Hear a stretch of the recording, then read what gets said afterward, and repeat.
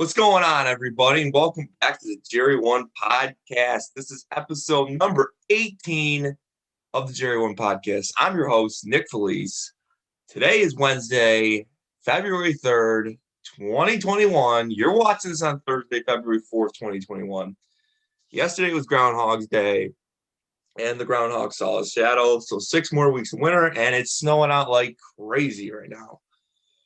But the show must go on, as the show is indoors and safe and sound. But we got a big show on hand. What a week for Justin Kiefer. The week of Justin Kiefer, you'll have to say. Fantasy basketball, Justin Kiefer had 800 points. He was the top scoring team. We're at the halfway point of the regular season now. Justin Kiefer gets his team back to 3-3, so that's huge. Kyle 6-0. He crushed Jack. Josh is 0-6. He lost a close one to Justin Hilwa. But Justin Kiefer stealing the show here in week 6. Let's see what he does. We're talking fantasy basketball, week 6, week 7. Fantasy hockey, we're talking week 4, we're talking week 3, week 4 of fantasy hockey. Justin Kiefer, 3-0, dominating that league.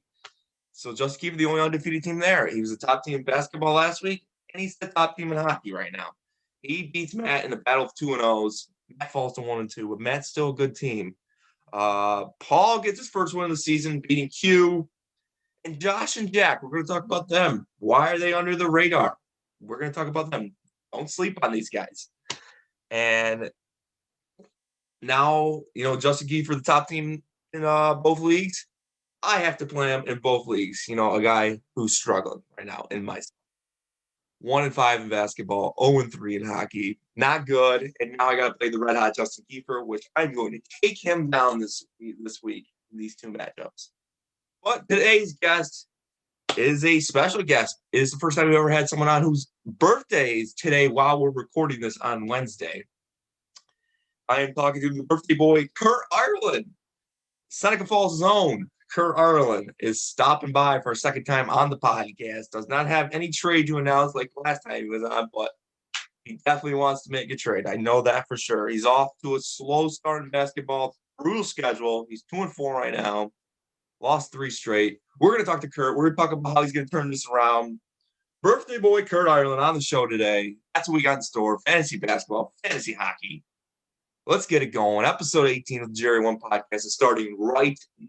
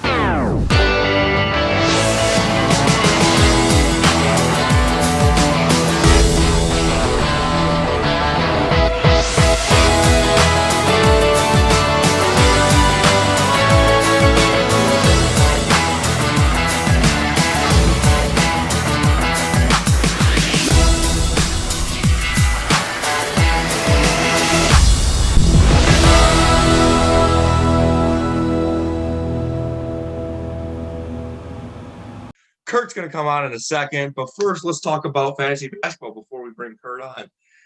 Fantasy basketball week 6 is in the books. Week 7 is underway here on this Wednesday. Halfway point of the regular season is coming past. We are on to the second half now, and we got some exciting news to bring to you here in week 6.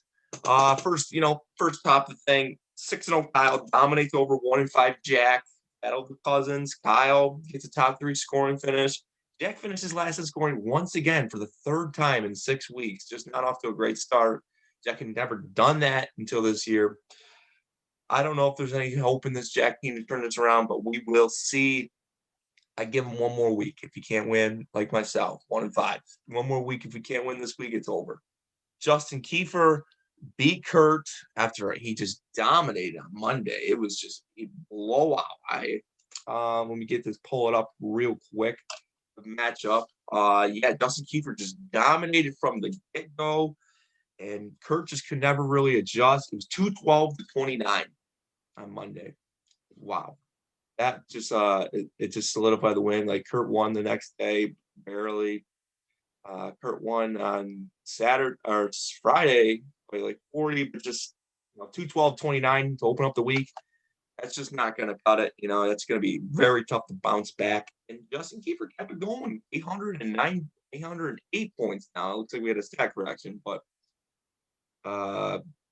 808 points for Justin Kiefer, and still top scoring, first ever in this league. So, he's going to be tough to beat. He started off he won his first game against Jack, and then he lost 3 straight, looking like a rookie. And now he's back to 500 here at the halfway point, and now he's just outside the playoffs because of points tiebreaker to Matt. I think we're starting to think Justin Kiefer getting back into the mix a little. One guy who did bounce back, Larry bounced back, but went over me. Larry never really beaten Sam before. And he never beat Sam before, and he's always struggled against me. Gets wins over us this year. So huge to see Larry bounce back. He's 5-1 now. He didn't want to drop to 4-2. I know 4-2 is still in the playoffs, but 5-1. He's got that 2-game breathing room now. Still trying to get that bye. That's what he's focused on right now. Battle of the 3-2s was a huge game. Blake pulled it out. Blake a top 3 scoring week, and Matt an unlucky week. Matt falls from 3-3, obviously, and Blake goes to 4-2. Huge win for Blake. Blake is that guy, he's just right there. You're talking about the Kyles and the Sams, of course, at the beginning of the year. You're talking about them at the top of the league. Me and the Justin we've always been consistent. Larry's been pretty good in this league. Not a lot of people talk about Blake. Blake was 10-6 last year and missed the playoffs. So, that was still a great Blake team last year. Put together a great team. Now he's putting together another great team. He's off to a great start, which he needed to be in a shortened season. Did not want to get off to a slow start. He's 4-2, and he's got his biggest tough test yet.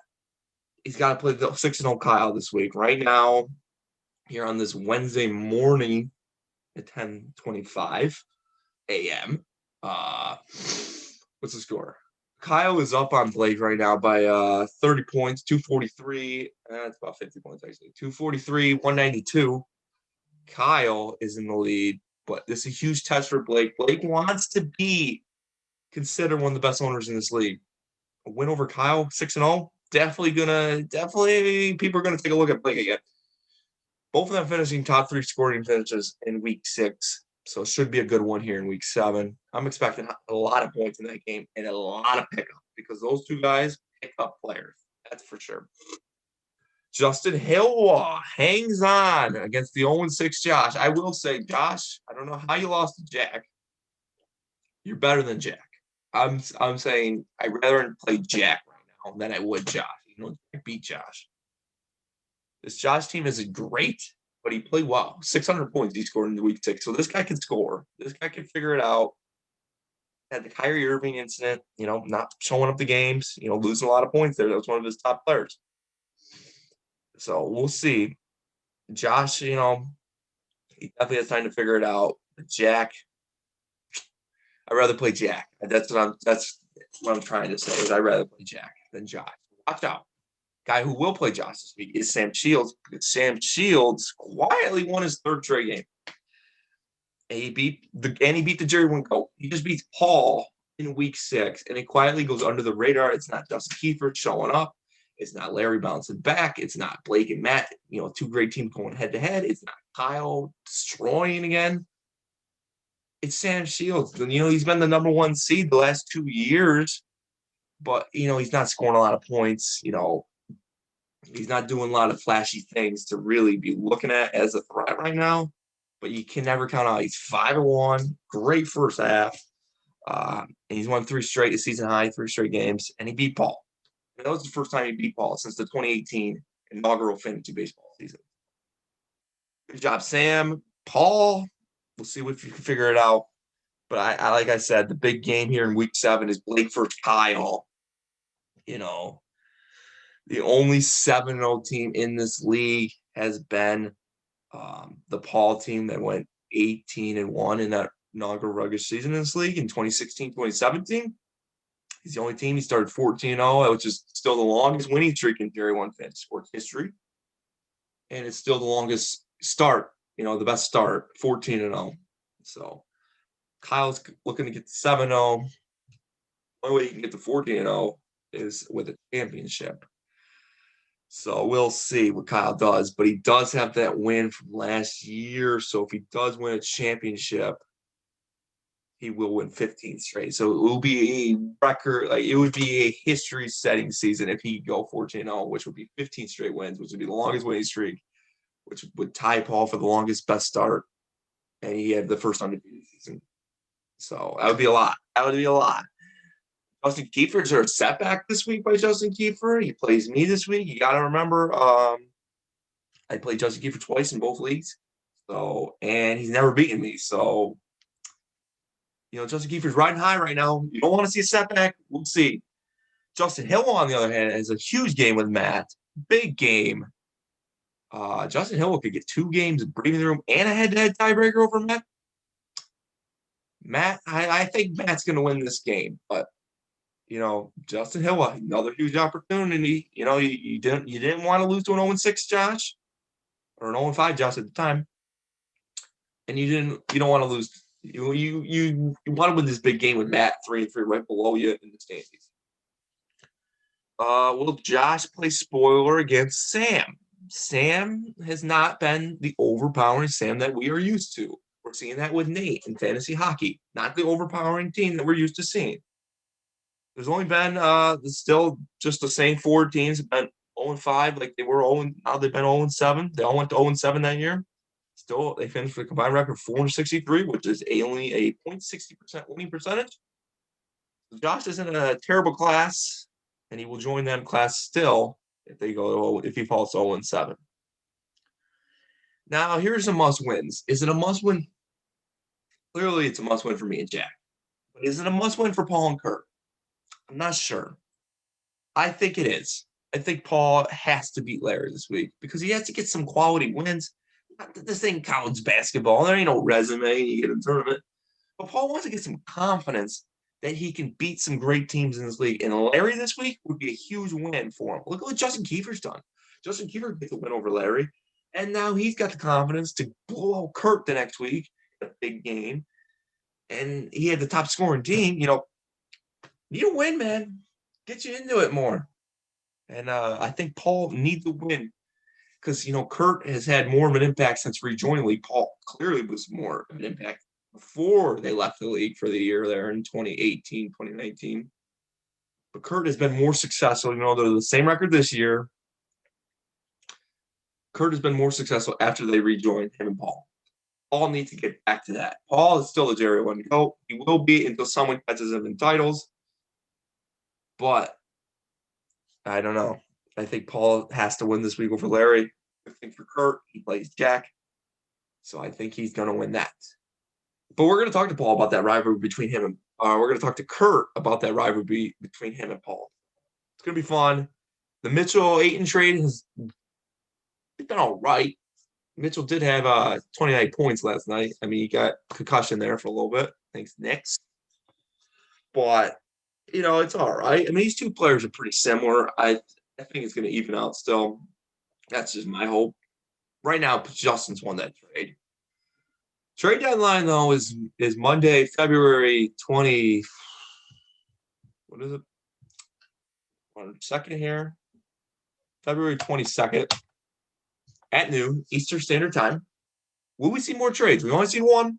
We're definitely talking to Curt here about trades, so we're going to talk a lot about it. That's fantasy basketball week 6, week 7. Hopefully, we got you pumped now for this conversation with Curt.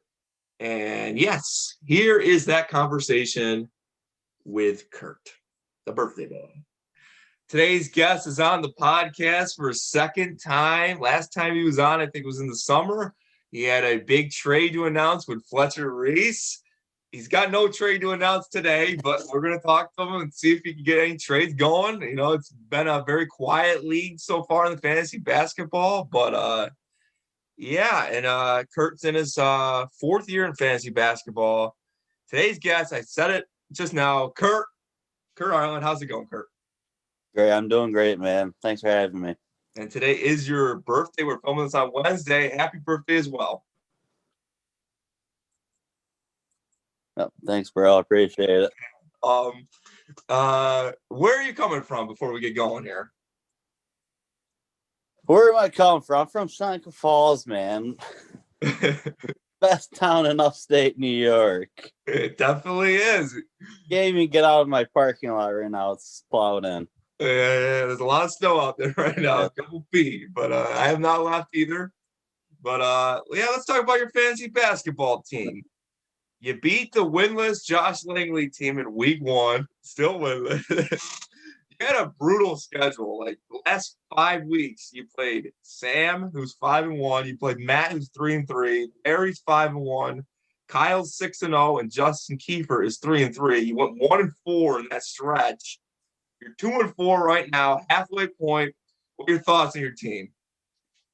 I have some young players that need to start making some baskets, be more consistent. COVID is killing my team. Everyone every week has close contact, has to sit out. Everyone keeps getting hurt too. Joel Embiid plays half his games. If he played every game, I think I'd have a better record, but he's got that bad back for the last decade. Yeah, he did get him in the second round. He's actually done pretty well this year when he does play Joel Embiid. He's an MVP. Absolutely. He's unstoppable. Yeah, he's got 520 points, 32.5 points, fantasy points a game, so that's really good. But you expect him to play more? I expect him to play every game, but it's looking like every other no back-to-backs for him, which kind of hurts me. Yeah. Your remaining schedule, last 6 weeks here against teams with a combined record of 12-24, which is only a 33% winning percentage. Do you think this easier part of your schedule now is going to turn around your season? I sure hope so. It all depends on my team and who shows up and who shows up for the other guys. But getting the tough games done beginning of the season does help.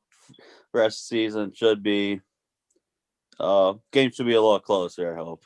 Yeah, like last week, it was just tough for you. You were down like, what was it, 220 after Monday, and it was just like, that you can't win after Monday. It was over. Yeah, it was tough, and then he just kept going. Justin Kiefer there, and he finished first in scoring 800 points. That's like really tough to beat. That's one of the highest this year, I think. Yeah, I think so. Some of your young guys, though, you mentioned you had young players. You do have a really young team. Your first overall pick is a young guy, Trae Young. That's my boy. I had him like the last 2 years. He won me a championship one year when you weren't in it. But he's got 479 points, 25.2. Ja Morant's another guy. He's done good when he's playing. 154, 19.3. What are your thoughts on, I guess, all your young players? But Ja Morant's just coming back from an injury. Usually puts up pretty good numbers, but it'll go another week or two to get back in the flow. Trae Young started off the season pretty slow, but now he's really starting to pick it up, and I think the second half of the season I'm going to turn it around. Yeah, I see another young guy, Brandon Ingram's done pretty well. I got your roster right here. Oh yeah, yeah, he's playing well lately. It's about time for him. Yeah, 21.8. That's really good. Oh yeah. I know one guy you were thinking about trading was D'Angelo Russell. Oh, He's 268, 15.8 a game, fantasy wise. Thoughts on Russell? It says he's day to day. What does that mean? What's up with him? oh, he's day to day after every game. He has a bad game and they put him day to day. He's so inconsistent. That team should be so much better with Anthony Edwards, but Karl-Anthony Towns is out, and that really hurts D'Angelo Russell, I think. Yeah, and I'm just looking at your roster still. I'm not sure if these guys are COVID or they're injured. You have like 3 guys that are out right now. You have to have one on your bench. Yeah, I need a couple more IR spots. Yeah, yeah. We did add one this year, but you mentioned a little bit about it. It's been tough playing with COVID, though. Yeah. Yeah, I think DeAndre Hunter's out for me right now. Wendell Carter's out for another month, so he might be on the waivers real soon. yeah, And because Curt got traded and saved his life, I guess. yeah, I hear he's doing all right now, but Big loss. yeah. So it's different with these leagues than like fantasy football. At least fantasy football, they try to get the whole week in. Right. Fantasy basketball, though, if you lose a game, they might not make that game up till like later in the season. So you're losing games and you're losing precious points. So it's definitely huge. Yeah, there was a run where the Grizzlies didn't play for about a week and a half, so that hurts. Yeah, and I had Kyle Anderson on my team, and he didn't play for a long time. Yeah. But they're back playing now. So is D'Angelo Russell staying on the team? What's the deal? Is he staying? If someone wants him, they can come and take him, but as of right now, he's staying until I find a good suitor. Is there a good suitor out there? I know the trades have been very, they've been talking, but nothing. Just me and Justin had our one trade. It's been very quiet. The trade deadline's still approaching, like 3 weeks away. Okay. Any news you want to bring? Nothing. I got none right now. I probably put out 100 different trades out there, and people aren't willing to trade yet, I guess, or they don't like my players. They don't like the young talent, I guess. I mean, then I've also heard people trying to trade with other people, and just nothing is going down with the trades right now. And I know you're a huge trade guy. You want to make that trade. You had that huge blockbuster trade with Fletch in fantasy baseball, and that helped your team. So you got to do something. Yeah, we'll see in the next 3 weeks. Yeah, you got it. Yeah. Something that's going to happen, and I think in the next 3 weeks, I haven't seen your schedule, it's going to happen sometime this season, is a game against Paul Russo. Some people get this mixed up. I remember my cousin Justin Kiefer was saying, he's like, Paul needs to stop sending me trades, but it was actually you. He thought Paul's granny panties with Paul. I was like, oh, that's Curt. But Paul's granny panties, where'd the name come from? I had to think of a good name this year, and I couldn't think of one, and I thought of Paul. And Paul, I feel like Paul's always the top guy in the league, so I had to make a name off him. Yes, he is the top guy in usually all these leagues, and he's off to a slow start as well. He's 2-4. He's not doing too great. But you both took a year off for a year there, you and Paul, and you both came back. You kind of made more of an impact in this league than Paul has the last couple of years. Paul was definitely better back when it was a free league, but since we put money on the line, you kind of showed up more than Paul. Is this a rivalry, you and Paul? I'll take it as a rivalry. It's a good competition. I think I play him later in the season. That's probably going to be a big game for both of us. Yeah, it could be. You could both probably be around the 500 mark. It could be huge. Yeah, could be. Who's the biggest threat in this league, do you think? Oh, foam slaps. Home slaps, yeah. This team puts up numbers every week. Yeah, I'm just thinking about it. Like, even if I ever made a run, how the hell am I ever going to beat him in 2 weeks? Like, in a 2-week format in the playoffs. That's going to be almost impossible to do. If he doesn't lose in the regular season, he's probably going undefeated. Isn't that what Paul did in baseball last year? Yeah, he made it all the way to the end, and then he lost. It definitely sucks. You know, wasn't a lot of weeks, but he still went undefeated and lost to the end. But what are your thoughts on Justin's team? Justin Hill, I should say. He talks very highly of it. Yeah. Very, very highly of it, but his record doesn't show that he's as good as everyone, or as good as he thinks he is. Yeah, he's getting lucky again, I've seen. He's got a decent record, but he's still way down in scoring. He's just not scoring a lot. He's getting the wins. You know, that's not built for a champion, but maybe sneak in for a playoff berth, but I don't know. Yeah, it's gonna be tough to beat Foam Slaps, or who's second? Larry, I think. Yeah, and Sam's always good, but Sam's been kind of down scoring a little bit too. You know who's actually Matt's actually surprising. Matt Felice, you know. Well, dark horse. Yeah, I think he might be a dark horse. I don't know if he has all the tools to do it, but we will see. But any guest that comes on my show for a second time plays my new game. I text you a little bit about it. It's called JERRY1 True or False. I'm going to ask you 5 statements about your 2 franchises in JERRY1. Easier to harder.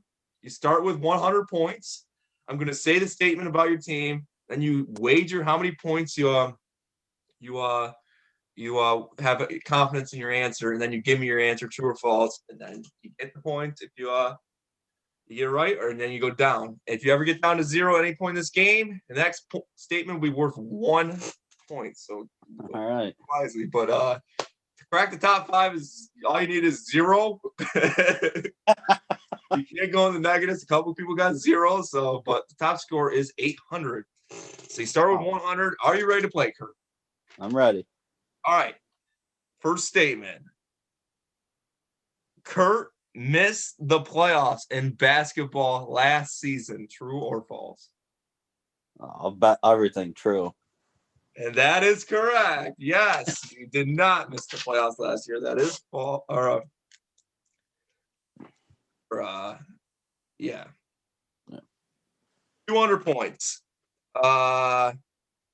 Next question. What is it? Curt has over 20 career wins in basketball. Oof.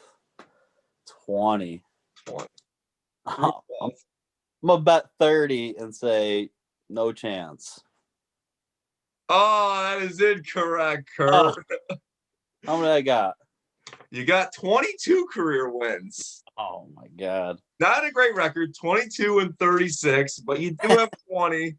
So you do drop to 170. But here we go. Statement 3. Curt has never gotten a playoff bye in fantasy baseball. Never gotten one in baseball. Yeah, I'll bet everything and say I haven't. And that is correct. You have not. Yes. So 170. Can't really do math. 340. You're up to 340. Yep, that is correct. You never got a bye, but you made the playoffs a couple times as a force. Yeah. Looking for that first playoff win. Back to basketball. Against Justin Hill, you have a career overall record of 2-3. Is that true or false? These are getting tougher now. 2-3, Justin. I'm gonna bet 100 points and say that's true. 100, and that is correct. Yes, it is true. You are 2-3 all time against Justin. You haven't played him this year, right? I'm pretty sure. No, later in the season. Yeah, Justin Hill. That's the rivalry we want to see. All right, so you have 100, so 440. If you bet I can't do math. 360 right now out of the 440. You could tie the score, so 361 can get you the top score. So here we go. Last statement. All right. This is going to be a tough one. Curt's regular season second half, since we're in the second half now, Curt's regular season second half record in basketball is 9 games under 500. That is so tough. That is a guess. Where do you come up with these questions?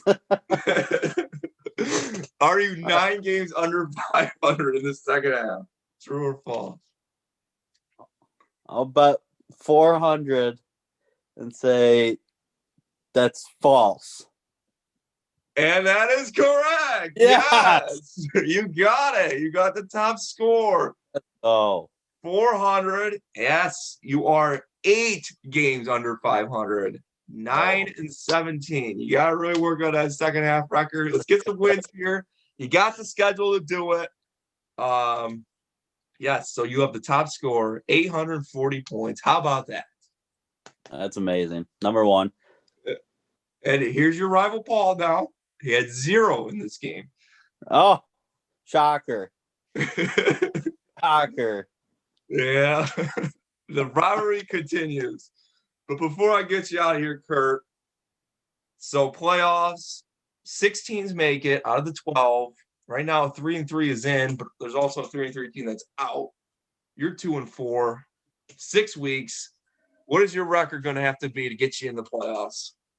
I think I can only lose 1, maybe 2 more games the rest of the season to be able to make playoffs. So I think the first couple, 3-4 teams are going to be well over 500. It's probably going to be about 6-7 games you're going to need to win. Yeah. And one thing about your team, though, that's always good, and this could hurt Justin in the end game, is that you're scoring well. As long as you keep scoring well, if you get into a big tiebreaker, a bunch of 6-6 teams, you got a lot of points, most of the time it's going to go to the team with the points, and it could hurt Justin in the end game, but not if Justin keeps winning. Justin Hill. Curt, I appreciate you coming on. Happy birthday, and I wish the best of luck for you down the road. Thanks, man. Appreciate it. I want to thank Curt for coming on. It was great to get his insight on his team, and I wish the best of luck for him down the stretch here, Curt. And happy birthday. Even though you're watching this on Thursday, happy birthday. Hope you had a great day today on Wednesday that we're filming. But let's talk a little bit about fantasy hockey. Let's pull up the hockey over here. So, week 3 is in the books. Week 4 is underway. This is only a 10-week regular season.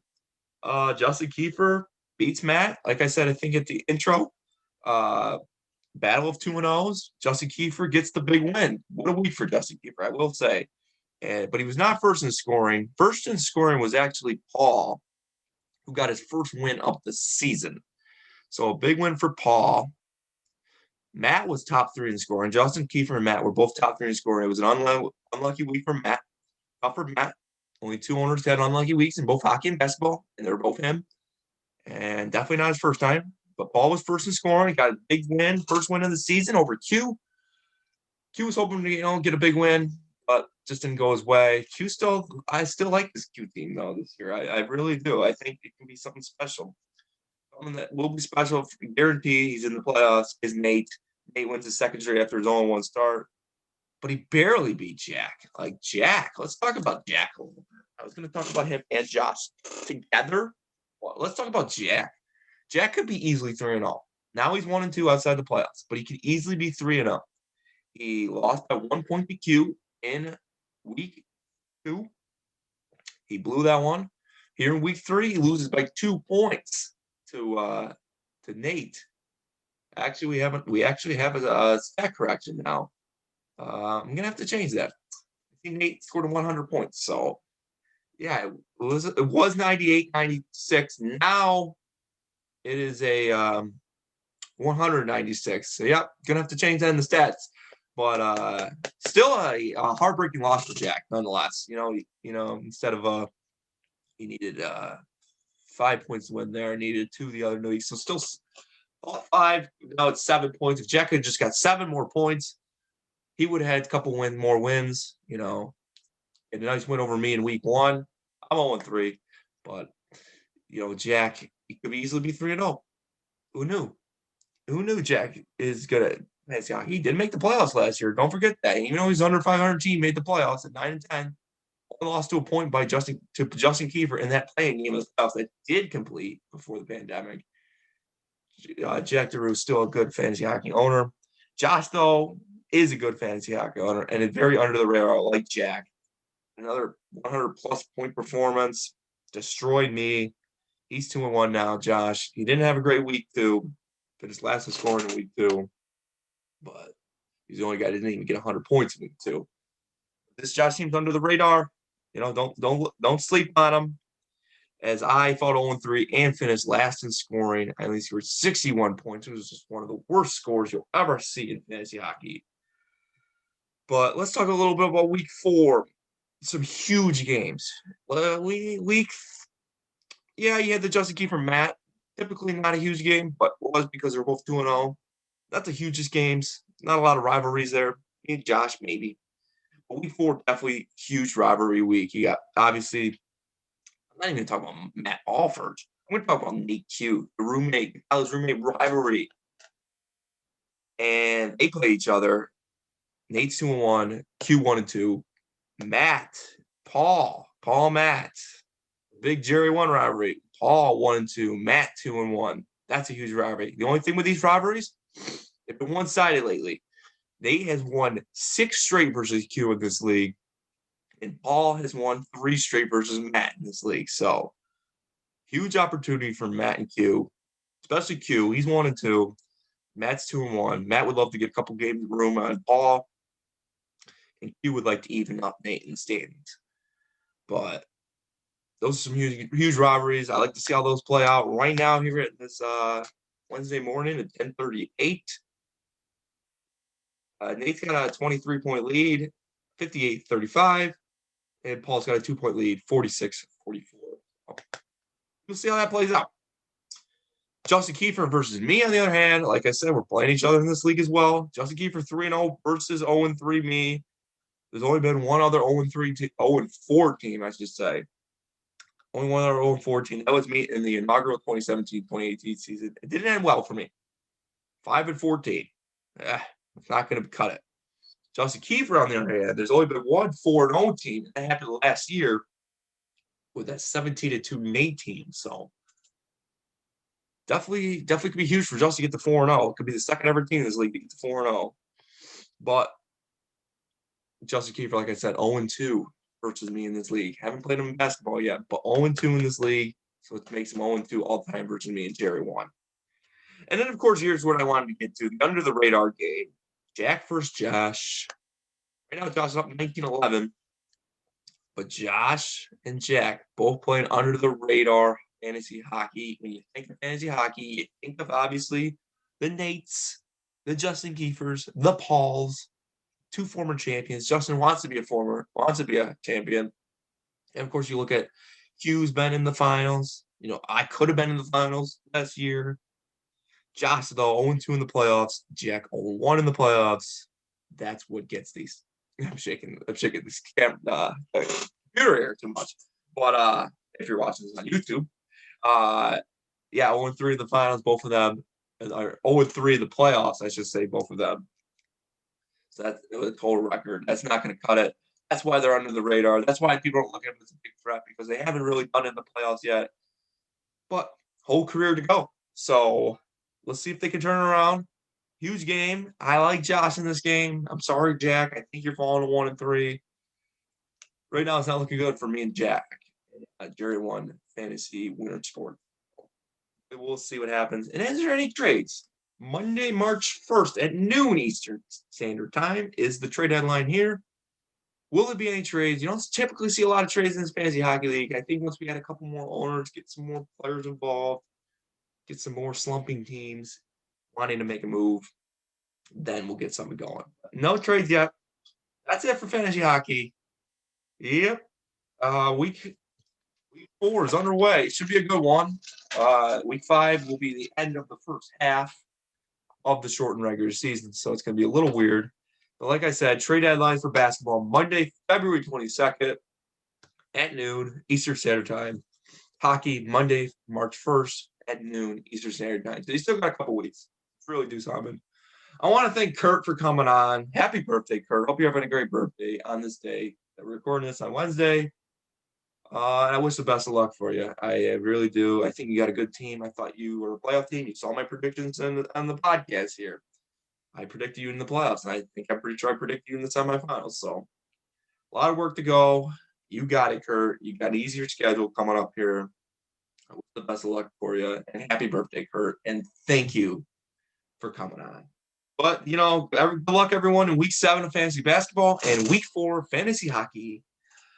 I've been Nick Felice. Set your lineup, and we will see you next time on the JERRY1 Fantasy Sports Podcast. Goodbye.